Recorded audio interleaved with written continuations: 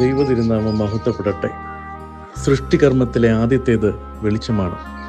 വെളിച്ചം അത് ജീവൻ നൽകുന്നതാണ്, അത് മാർഗത്തെ കാട്ടുന്നതാണ്, അത് കാഴ്ചയെ തെളിയിക്കുന്നതാണ്.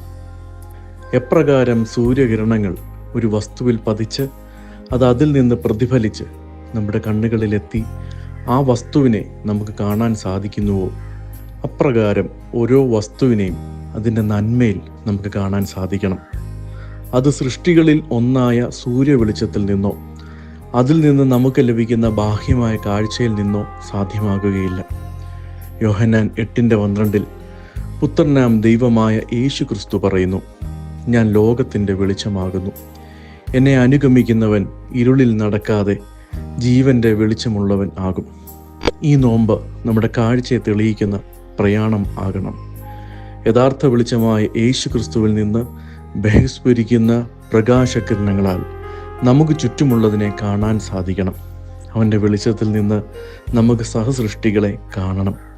അങ്ങനെയെങ്കിൽ ഉൽപ്പത്തിയിലെ ക്രിയേഷൻ നറേറ്റീവിൽ പറയുന്നത് പോലെ എല്ലാം നല്ലതെന്ന് നമുക്ക് മനസ്സിലാകും. ദൈവം അനുഗ്രഹിക്കട്ടെ.